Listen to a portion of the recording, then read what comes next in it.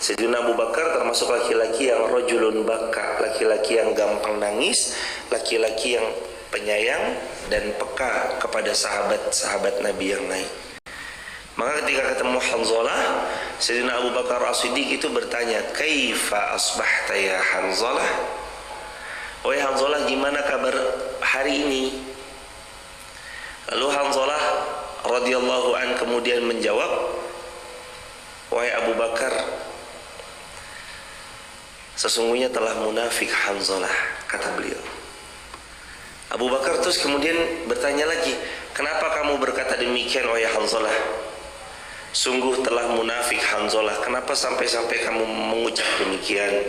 Lalu Hanzalah kemudian mengatakan, "Karena kalau aku ada di hadapan Rasulullah, imanku begitu nyata menguat. Tapi kalau aku lepas jauh-jauh dari Rasulullah, Hanzalah kembali kepada masa-masa jahiliyahnya, atau Hanzalah melemah kembali imannya. Kapan aku datang dekat-dekat, kapan aku ada di dekat Rasulullah, aku meninggi imannya, tapi kapan aku menjauh dari Rasulullah, semakin luntur imanku." Sayyidina Abu Bakar pun juga merasakan demikian. Oh, kalau gitu sama wahai Hanzalah. Kadang kalau di depan Rasulullah surga neraka begitu nyata, namun ketika jauh kadangkala lupa lagi. Yuk kita ke Rasulullah. Akhirnya beliau berdua menuju Rasulullah. Sesampainya di hadapan Rasulullah, diceritakan soalan tersebut. Hadirin jamaah yang dirahmati Allah, pentingnya punya sahabat yang seiman, yang kuat dalam istiqomah, saling support dalam ketaatan, agar supaya jadi hamba yang takut kepada Allah, bukan hamba yang takutnya kepada syaitan. Dan terus kemudian baginda Nabi pun menasihati mereka bahwasanya seperti itulah grafiknya iman. Al-imanu yazidu wa yantaqis. Grafik iman itu naik dan turun. Yazidu bit ta'ah wa yantaqisu bil ma'siyah. Iman itu akan naik diiringi dengan taat, iman itu akan turun jika diimbangi dengan maksiat. Dan juga pesannya gurunya Imam Syafi'i rahimahullah, nama beliau Imam Waqi'. Ketika Imam Syafi'i curhat kepada Imam Waqi' mengadukan buruknya hafalan beliau, lalu Imam Waqi' pun kemudian berkata, "Al-ilmu nurun wa nurullah la yuhda lil 'asi." Sesungguhnya ilmu itu adalah cahaya, dan cahaya Allah tidak akan pernah diberikan lil 'asi, kepada orang yang gemar maksiat. Hadirin jamaah yang dirahmati Allah, termasuk ternyata di antara kebaikan yang Allah hadirkan dalam seorang hamba itu ketika seorang hamba didekatkan kepada ilmu dan dimudahkan mengamalkan. 176. Dan janganlah engkau Muhammad dirisaukan oleh orang-orang yang mudah kembali menjadi kafir. Kalimat ini, wala yahzunka alladhina yusari'una fil kufr. Wahai Muhammad, la yahzunka alladhina yusari'una fil kufr. Kamu tuh jangan risau, jangan galau, nggak usah khawatir dari mereka-mereka yang berbalik arah. Jadi ketika Nabi Muhammad SAW mulai ada perasaan, kenapa ya Allah kok ada orang yang kembali ke dalam kejahilannya, ada orang yang kembali kepada kekufurannya, kenapa ya Allah kok tadinya mereka beriman, kok sekarang kembali kufur. Sebelumnya mereka tuh membersamai dakwahku, lalu mereka berbalik arah, tidak lagi membersamai dakwahku. Sebelumnya tuh dia minta doa dariku ya Allah, lalu aku mendoakannya agar supaya kaya, tapi setelah kaya malah dia enggan bayar zakat. Setelah kaya raya malah dia memusuhi syariat-syariatmu. Kenapa ya Allah? Nah, kadang ketika baginda Nabi Muhammad SAW dalam kondisi gelisah, yang menenangkan beliau itu ayat-ayat Allah datang sebagai penghibur. Dan orang beriman, hiburan mereka itu nggak boleh jauh-jauh dari Allah dan Rasulullah. Ini hiburan orang-orang beriman. Apa hiburan Rasulullah ketika ada di antara orang-orang yang dulu membersamai dakwah beliau terus kemudian balik arah, yang dulunya mensupport beliau lalu terus kemudian membelakangi beliau, Bahkan ada orang yang sudah beriman lalu terus kemudian kembali kepada kekufuran. Allah hibur dengan kalimat wala yahzunka alladzina yusari'una fil kufr. Wahai Muhammad, kamu tuh jangan khawatir kalau ada orang yang segera kembali kepada kekufurannya. Artinya mereka itu ya biasa aja jemaah. Akan selalu ada dinamika-dinamika dalam dakwah. Selalu ada orang yang boleh jadi kembali kepada kekufuran setelah engkau membuka padanya pintu gerbang kebaikan. Untuk apa sih sebenarnya? Untuk mengetahui liya'lamallaha alladzina amanu wa liya'lamal kafirin. Kalau dalam sebuah ayat agar Allah tahu siapa yang iman dan agar Allah tahu siapa yang kufur. Kalau dalam Al-Mulk ayat yang kedua liyabluwakum ayyukum ahsanu amala, agar Allah tahu siapa yang baik amalan-amalannya. Zaman Rasulullah itu ada jemaah. Ini awalnya membersamai dakwahnya Nabi. Kemana Nabi dakwah, ikut. Kemana Nabi menyampaikan tausiah, ikut. Tapi begitu kena kumpul sama orang-orang yang kufur pada masa jahiliyah sebelum mereka beriman, mereka malah mengatakan, oh kita ini cuma pura-pura aja kok sama Muhammad. Kita tetap kok sama kalian. Mereka kembali kepada kekufuran mereka. Lalu mereka menjelek-jelekan Rasulullah SAW setelah hijrahnya mereka. Setelah hijrah, balik kepada kekufuran dan kumpul bersama kaumnya. Lalu Rasul pun SAW kembali dijelek-jelekan dan kembali dimusuhi. Wala yahzunka alladzina yusari'una fil kufr. Makanya ayat ini turun sebagai penghibur untuk hatinya Rasulullah SAW. Jangan khawatir, jangan gelisah dari orang-orang yang kembali kepada kekufuran mereka. Sungguh dari dulu sudah ada jemaah. Jadi kalau Anda merasakan hal yang sama, gak perlu khawatir. Kalau dulu ada yang jamaah di masjid, kok sekarang mungkin qadarullah masyafa'al, tak tampak lagi batang hidungnya, jangan khawatir. Kalau dulu ada yang sering mensupport, membersamai, kok sekarang tiba-tiba berbalik arah, jangan khawatir. Kalau dulu kok pernah ada orang yang sudah beriman kepada Allah lalu kembali kepada kekufurannya, jangan khawatir. Kalau dulu sudah ada yang berhijrah lalu setelah hijrahnya kumpul sama teman lamanya, malah bukannya mewarnai tapi diwarnai dan kembali kepada masa jahiliyahnya, ingatkan boleh, tapi khawatir buat kita jangan. Karena Allah akan sudah benar-benar mengganti dengan orang baru yang istighfar kepada Allah, berbuat dosa, beristighfar mohon ampun kepada Allah. Niscaya Allah akan buat kaum yang baru yang mereka berbuat dosa lalu mereka beristighfar kepada Allah. Ini juga penting jemaah, istighfar dan mohon ampun kepada Allah Subhanahu wa taala. Jangan risau dari apa yang telah Allah tetapkan. Jangan risaukan orang-orang yang berbalik arah, dengan mudahnya mereka kembali kepada kekufuran.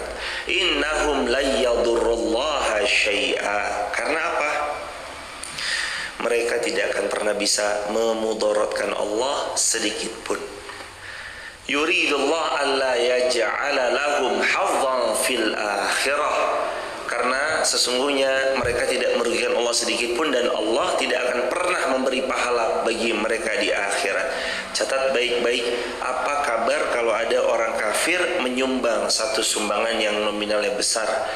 Kabarnya dalam ayat ini Allah Subhanahu wa taala berfirman, orang kafir yang memberikan sumbangan mereka dalam kebaikan hanya dinilai sebagai hadiah dunia.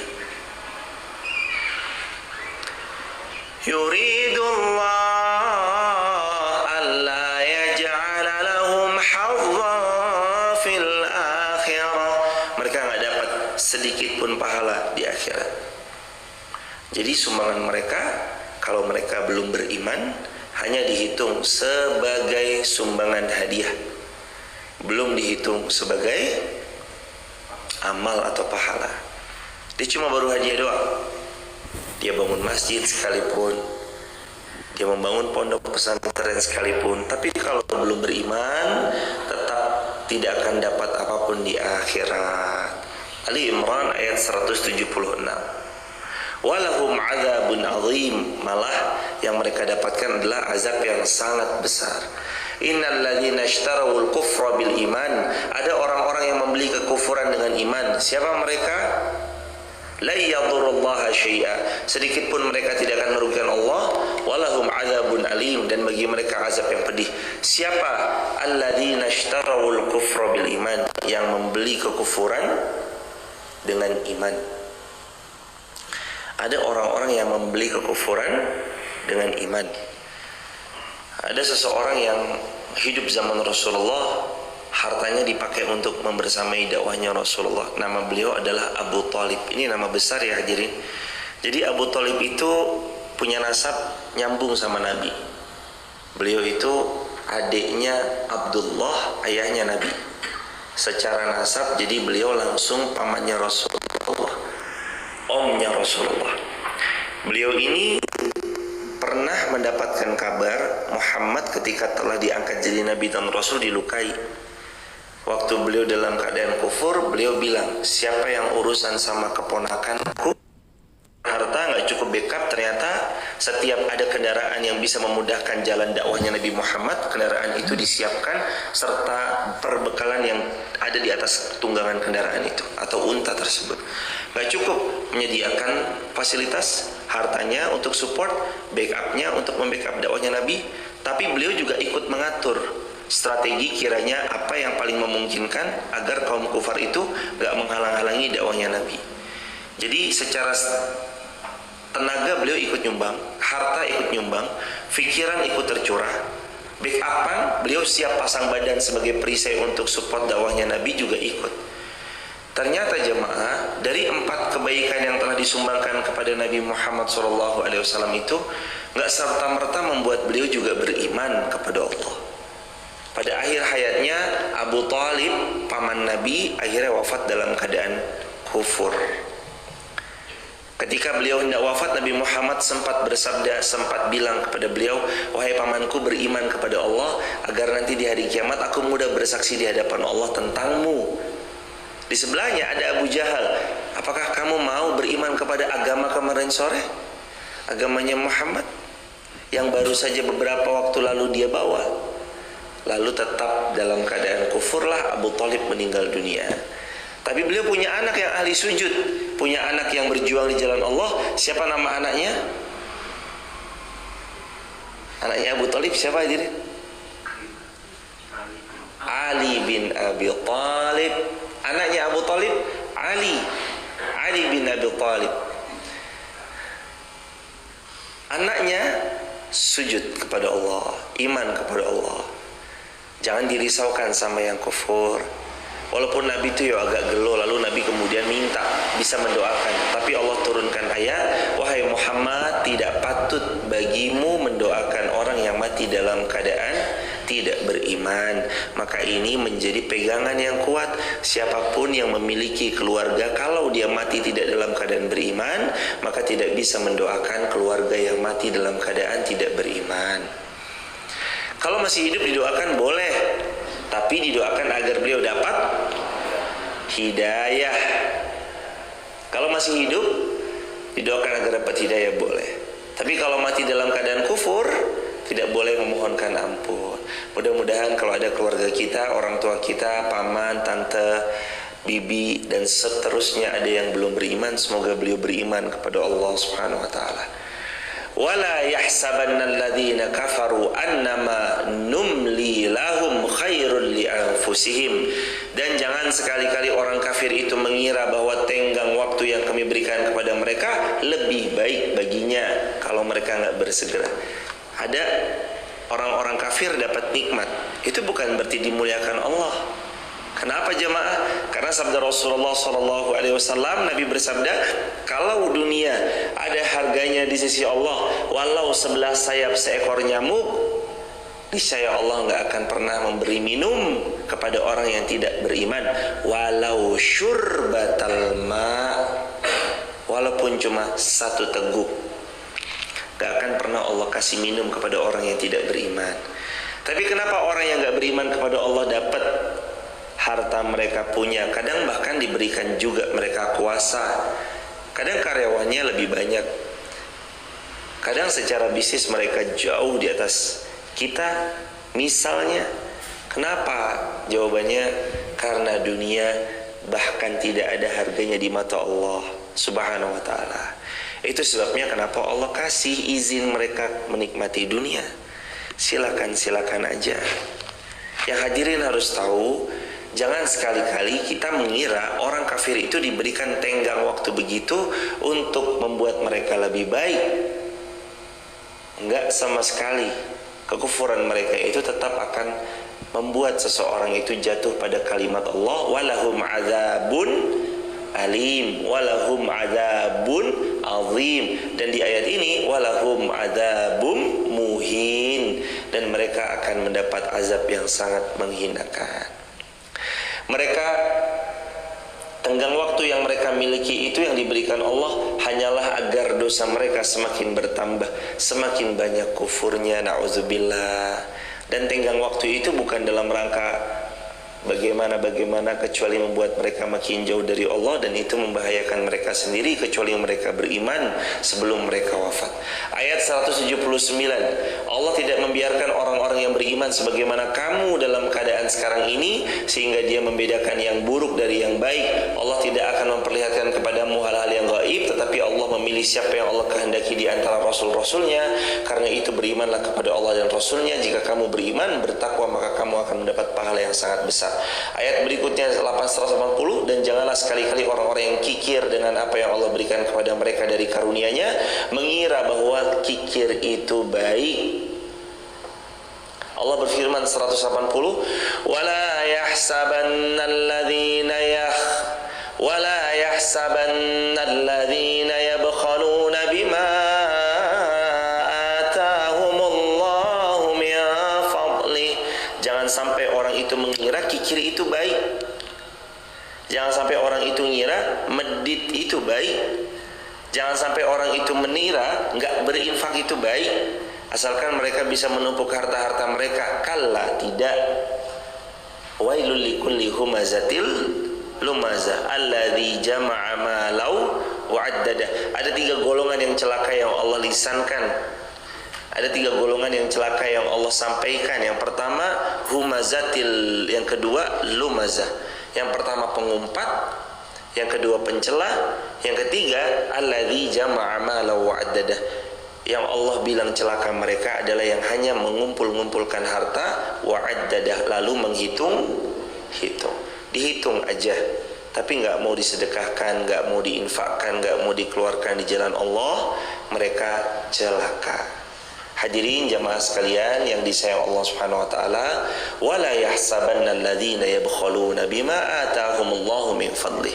Janganlah orang-orang itu mengira bahwa kikir yang mereka lakukan dapat memberikan kebaikan kepada mereka, padahal itu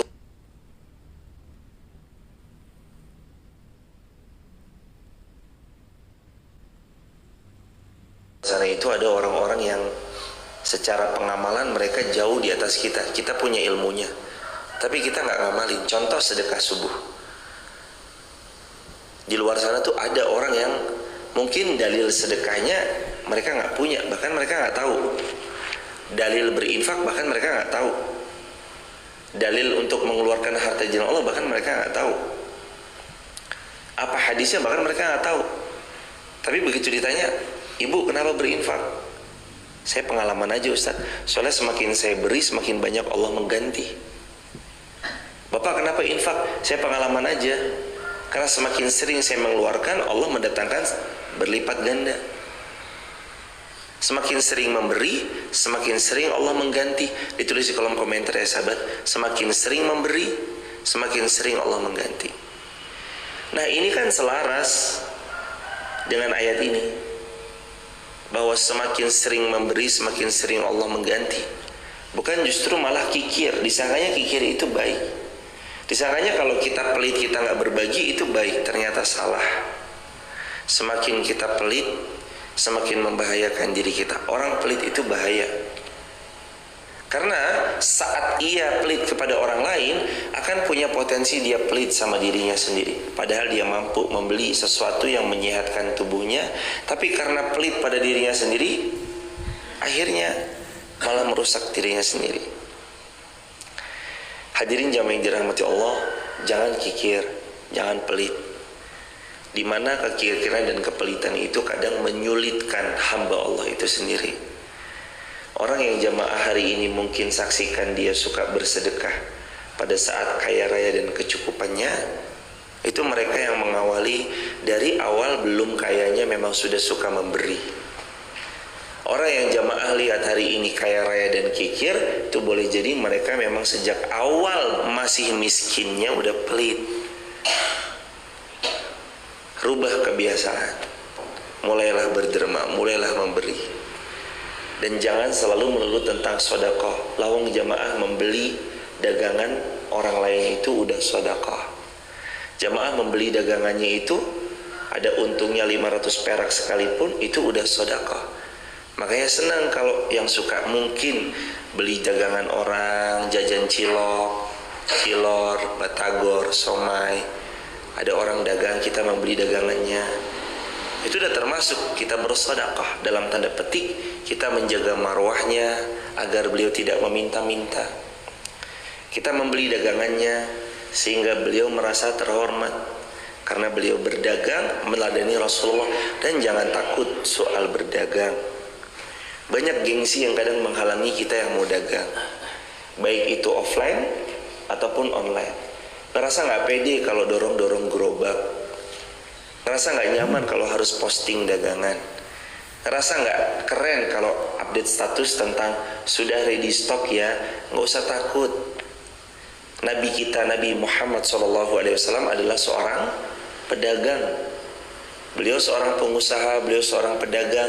Maka kalau kita niatkan berdagangnya kita, posting dagangannya kita, upload ready stock ya sis, itu yang kita lakukan, diniatkan karena meneladani sunnahnya Rasulullah, yang Rasul kita juga seorang pedagang, maka akan dapat hadiah sunnahnya Rasulullah, maka akan dapat pahala karena mencintai apa yang dulu Nabi jalani, berdagang.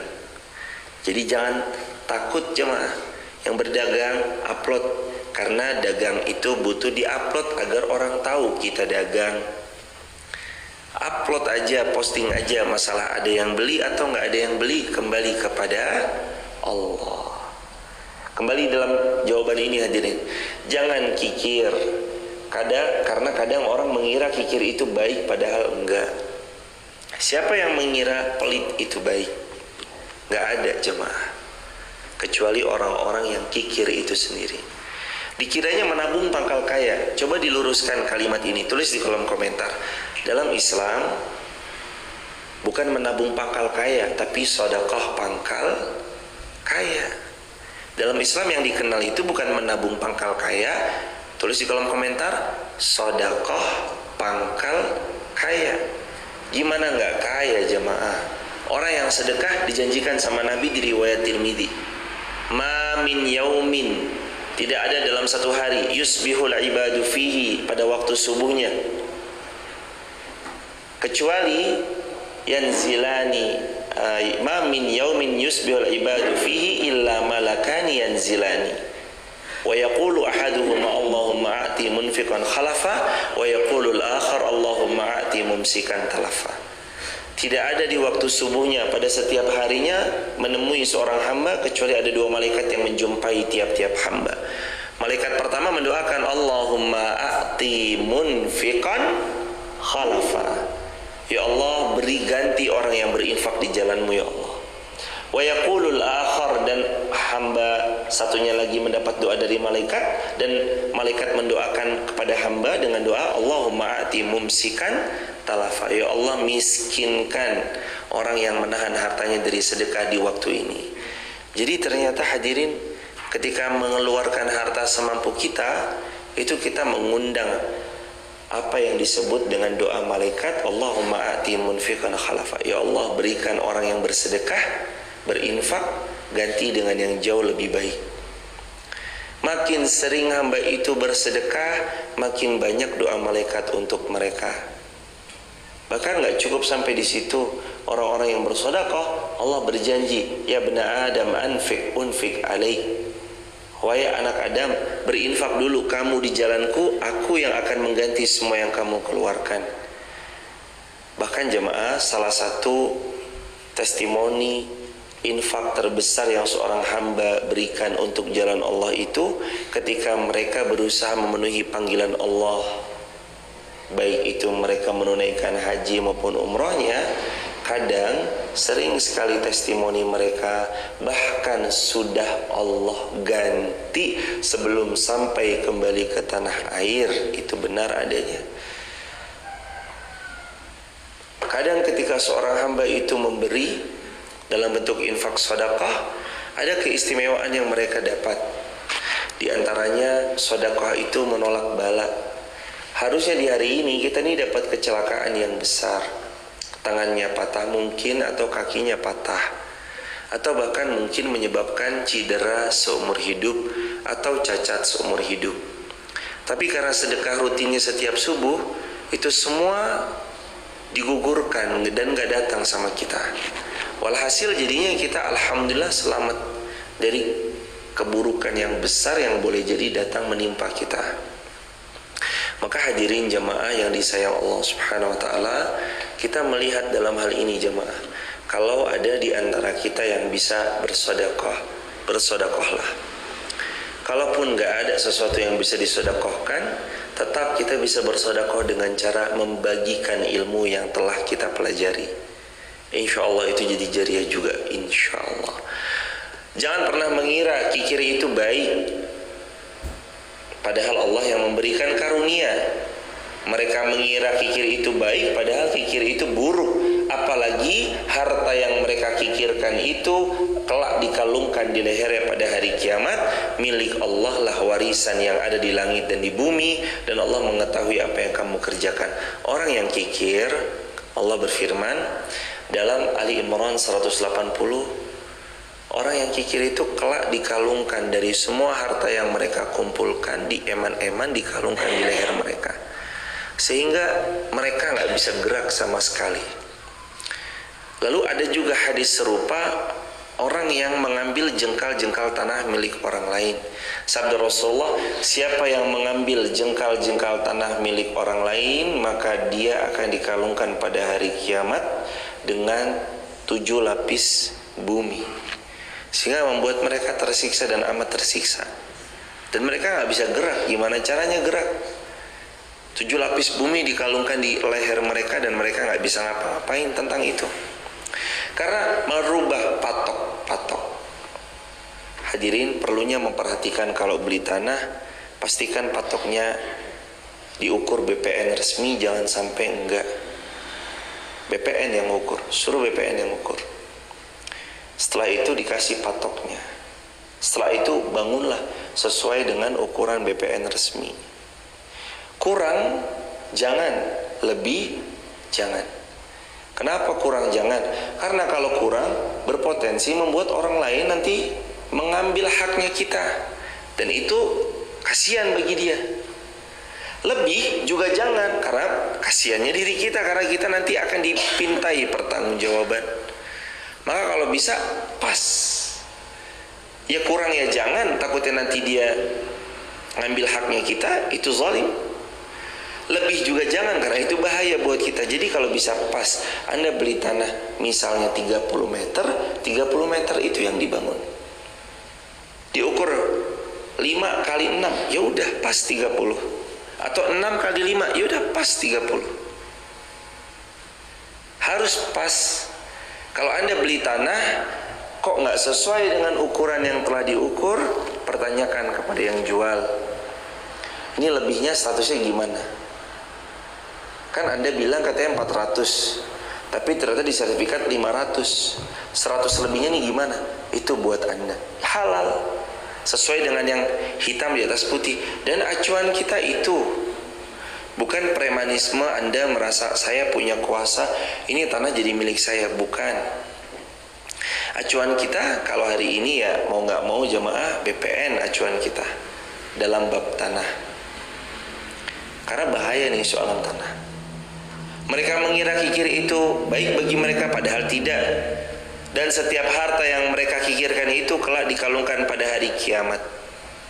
Allah kalungkan di leher mereka, dan mereka nggak bisa ngapa-ngapain di hari kiamat. Terkunci dengan harta yang mereka kikirkan selama ini. Pelit, merusak. Jangan kikir hadirin. Orang lain diingatkan kalau memang sudah pernah berbuat kikir, terutama sama diri sendiri. Para ulama itu sering menasihati jangan kikir bahkan sama diri sendiri. Kalau Anda mampu jamaah, Anda mampu membeli jeruk dengan kualitas yang baik, tapi Anda menyengaja membeli jeruk dengan kualitas yang buruk, itu Anda lagi pelit sama diri Anda sendiri. Padahal nggak boleh dalam Islam. Kalau Anda diberi kemampuan membeli sesuatu yang nyaman, baik, dan itu fasilitas Anda mampu untuk beli, belilah. Fasilitas itu mampu Anda untuk miliki, milikilah. Jangan sampai pelit dan kikir terhadap diri sendiri. Terus juga milik Allah sajalah, milik Allah lah seluruh apa yang ada di langit dan di bumi, dan Allah Maha mengetahui terhadap apa yang kalian kerjakan. Sungguh Allah telah mendengar perkataan orang-orang Yahudi yang mengatakan, sungguh Allah itu miskin dan kami ini kaya. Kami akan mencatat perkataan mereka dan perbuatan-perbuatan mereka yang membunuh nabi-nabi tanpa alasan yang dibenarkan, dan Allah akan mengatakan kepada mereka, rasakan azab yang pedih. Ini perangainya orang-orang kufur. Mereka itu punya perangai, di antaranya adalah suka menghina Allah. Dikatain Allah itu miskin dan seterusnya. Padahal Allah ghaniyun hamidun, maha kaya lagi maha terpuji. Ayat 183, demikianlah disebabkan oleh perbuatanmu sendiri, dan sungguh Allah tidak pernah menzalimi hamba-hambanya. Hadirin, dzalika bima qaddamat aydikum wa anna Allah laisa bidzallamin lil abid. Kenapa seorang itu mendapatkan sesuatu sesuai dari apa yang mereka kerjakan? Karena Allah Maha Adil, bahwa orang akan mendapatkan sesuatu sesuai dengan apa yang mereka upayakan, usahakan. Kalau mereka dapat yang tidak sesuai, asalkan ikhtiarnya untuk kebaikan, boleh jadi Allah mau ganti yang lebih baik. Tapi kapan waktu mereka dapat keburukan, wala talumanna illa nafsah, sabda Nabi, jangan mereka cela kecuali diri mereka sendiri. Jangan mereka hina kecuali diri mereka sendiri. Bima kasabat aidikum. Kita ini dapat apa yang hari ini kita dapat, ya sebab karena apa yang kita lakukan. Jadi kalau hari ini kita lakukan baik, insya Allah kita dapat baik. Kalau buruk, insya Allah pun juga itu akan kembali kepada orang yang berbuat. Dan wa annallaha laisa bidzallamin lil abid. Allah itu nggak pernah zalim kepada hamba-hambanya. Hadirin, kapan Allah berbuat zalim sama hamba? Nggak pernah. Hamba itu yang sering zalim.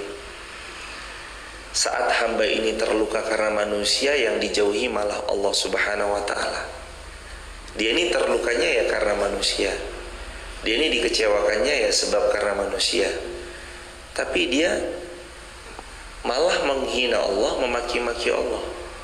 Malah dia seolah nggak ridho atas ketetapannya Allah. Karena jemput keridhoannya Allah itu cuma satu cara, lewat ridho biqada'illah. Kapan seorang hamba akan dizalimi sama Allah? Nggak ada cerita seorang hamba dizalimi Allah. Allah zalim sama saya, nggak ada ceritanya begitu hadirin. Yang ada kita zalim sama diri kita sendiri. Makanya kita dapatkan kezaliman itu ya sebab serta merta karena boleh jadi kita yang berbuat zalim sama diri kita sendiri. Makanya balasan kezaliman atas perbuatan zalim itu nyata. Datang nanti kezaliman sesuai dengan apa yang pernah diperbuat. Kalau dalam bahasa keseharian yang sering didengar oleh kita, al jaza'u min jinsil amal. Seseorang itu akan dapatkan sesuatu sesuai dengan amal perbuatan yang dilakukan. Atau dalam kalimat masyhur lainnya, kama tadinu tudan, sebagaimana kamu berhutang seperti itu kamu harus bayar. Artinya juga sebagaimana kamu memperlakukan seperti itu besok kamu diperlakukan. Jadi kita ini yang zalim, makanya kita dapat balasan kezaliman dari perbuatan zalimnya kita. Barakallahu fikum. Besok dilanjut ayat 183. Dan sebentar lagi kita selesai sampai ayat ke-200. 200 itu ayat terakhir. Ayat ya ayyuhalladzina amanu isbiru wasabiru warabitu wattaqullaha la'allakum tuflihun. Kunci sukses ada di ayat 120. Baik jamaah yang dirahmati Allah, kalau ada yang mau didiskusikan, waktu dan tempat dipersilakan. Silakan ayah, fadhil. Assalamualaikum warahmatullahi wabarakatuh. Waalaikumsalam. Semoga Allah merahmati Ustaz, semoga kita semua semoga kaum muslimin amin ya rabbal alamin. Saya akan bertanya kepada Ustaz secara ayat 175 itu ada kata yukhawifu. Bisa diartikan menakut-nakuti dengan gaya atau menakuti dengan suara atau menakuti dengan situasi dan kondisi sehingga orang itu takut atau takut akhirnya masa depan mau menjelaskan secara jelas dengan Allah. Jazakumullah khairan jazak. Yang pertama, ayahanda semoga dimuliakan Allah sekeluarga besar, seluruh jamaah Fatimah Garun, seluruh kaum muslimin. Yukhawifu itu serumpun seakar kata dengan khauf. Khauf itu artinya takut. Syaitan menakut-nakuti kalian. Ini dikuatkan lagi dengan ayat Allah, firman Allah dalam Al-Quran surah Al-Baqarah yang tempo hari pernah dipelajari bersama. Asyaitanu ya'idukumul faqra. Syaitan terus menakut-nakutimu dengan kefakiran, sehingga membuat orang itu kikir dan pelit dan enggan untuk mengeluarkan hartanya di jalan Allah. Syaitan juga menakut-nakuti kalian bahwa apa yang kalian lakukan dari amal soleh itu hanya kosong belaka dan kalian gak akan dapat apa-apa. Dari ketakutan yang disebar syaitan ini membuat banyak hamba gagal beramal soleh. Lalu syaitan juga menakut-nakuti bagi mereka yang punya niat baik untuk jangan sampai terlaksana niat baiknya. Dan termasuk juga apa yang syaitan tebarkan kecemasan tentang rasa cemas, kekhawatiran tentang bahwa kaum muslimin ini akan mundur, akan kalah. Padahal sejatinya kita tuh tahu loh jemaah, ending dari semua cerita ini nanti kaum muslimin itu ada dalam kebaikan, kegemilangan, kemenangan, kejayaan. Itu ending dari semua cerita hari ini kan. Kekhawatiran itu ditakut-takuti syaitan sehingga orang malas beramal gara-gara udah mau kiamat nih, udah banyak begini. Ya, kalau udah tahu terus malas beramal. Itu yang syaitan inginkan. Setelah banyak hamba itu tahu tentang hara huru hari kiamat atau huru hara hari kiamat, terus mereka berleha-leha dalam beramal. Bukan begitu, justru setelah kita tahu huru hara hari kiamat sudah mulai terlihat, adanya A, adanya B, adanya lagi B, T, K, adanya beragam macam itu, justru membuat mereka semakin semangat untuk beramal. Apa sih yang selama ini membuat banyak guru-guru kita nggak pernah berhenti mulang ngaji? Apa sih yang selama ini membuat banyak ustadz, ustazah, kiai dan semua guru nggak pernah terlihat lelah ketika mereka mengajar? Jawabannya karena sebab mereka tahu ujung dari semua perjuangan ini adalah kemenangan. Sekarang belum terlihat kemenangannya, itu episode. Kenapa kok belum terlihat? Kan syaitan menakut-nakuti agar supaya jangan menang, jangan beramal salih. Jadi yang dimaksud syaitan menakut-nakuti kalian, lalu juga syaitan akan menakut-nakuti kamu auliyaah dengan teman-temannya, ya karena memang wala tattabi'u khutuwati syaitan. Itu dikuatkan dalam ayat tersebut di mana Allah berfirman, jangan ikuti langkah-langkahnya syaitan. Langkah-langkahnya syaitan berarti nggak cuma satu. Ada banyak cara syaitan menggoda manusia. Karena banyak caranya syaitan membawa teman-temannya untuk menggoda kita. Menebar kecemasan di khalayak publik termasuk diantaranya. Jangan deh, jadinya orang tuh malas ngaji misalkan, malas beramal soleh misalkan, gara-gara kecemasan yang disebar di publik. Itu kan membuat orang jadi gagal dalam beramal soleh. Jadi termasuk khutwati syaitan ada banyak, karena syaitan membawa serta auliya'ahu, mereka membawa teman-temannya, membawa bala pasukan dan tentaranya. Kalau dia nggak bisa menggoda kita dari kanan dari kiri, kalau nggak bisa dari depan ya mereka menggoda dari belakang, atau kalau nggak dari semuanya tetap mereka berusaha menjatuhkan dari segala arah. Kurang lebih demikian ayahanda. Barakallahu fikum. Bismillahirrahmanirrahim. Assalamualaikum warahmatullahi wabarakatuh. Waalaikumsalam warahmatullahi wabarakatuh. Semoga Ustaz dan jamaah kaum muslimin selalu dirahmati dan diberkahi Allah. Pertanyaan dari Instagram Ustaz dari ALH 98084. Assalamualaikum Ustaz, izin bertanya bagaimana hukumnya jika non-muslim ingin menyantuni anak yatim tapi di atas namakan almarhum ibu saya. Jazakumullah. Assalamualaikum warahmatullahi wabarakatuh. Waalaikumsalam warahmatullahi wabarakatuh. Bagaimana kalau ada orang yang belum beriman menyantuni anak yatim mengatasnamakan almarhum ibunya?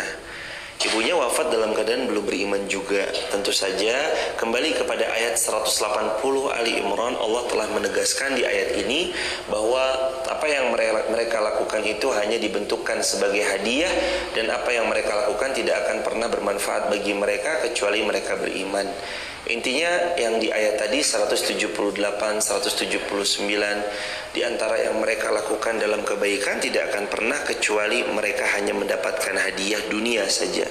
Terima kasihkah itu, penghormatan duniakah itu, tapi tidak menjadi pahala di akhirat kelak. Jadi sekali lagi, kalau mereka mau berbuat baik, menyantuni anak yatim, mengaspal jalan kampung yang rusak, membangun sekolah, membangun jembatan, itu hanya berbuah kebaikan di sisi dunia mereka. Dan mereka tidak akan dapat apa-apa kecuali mereka beriman, karena syarat diterimanya amal soleh 3I. Masih ingat? Yang pertama, iman. Yang kedua, setelah imannya mereka ikhlas. Yang ketiga, ittiba. 3I yang membuat amal seorang hamba diterima. 3I itu adalah iman, ikhlas, ittiba. Barakallahu fikum. Semoga terjawab. Allahu a'lam bishawab. Begitu hadirin jamaah yang dimuliakan Allah, semoga apa yang dipelajari hari ini manfaat buat yang berbicara terutama, dan insya Allah mudah-mudahan manfaat juga buat kita bersama-sama. Dan semoga Allah Subhanahu wa ta'ala memberatkan timbangan amal kebaikan di hari kiamat kelak. Wabil khusus juga kita semua mudah-mudahan dipertemukan di dunia, dipertemukan lagi di syurganya Allah kelak. Subhanakallahumma bihamdika asyhadu an la ilaha illa anta nastaghfiruka wa natubu ilaik. Rabbana atina fid dunya hasanah wa fil akhirati hasanah wa qina adzabannar. Walhamdulillahi rabbil alamin. Barakallahu fikum. Assalamualaikum. Subhanakallahumma bihamdika asyhadu an la ilaha illa anta astaghfiruka wa natubu ilaik. Assalamualaikum warahmatullahi wabarakatuh.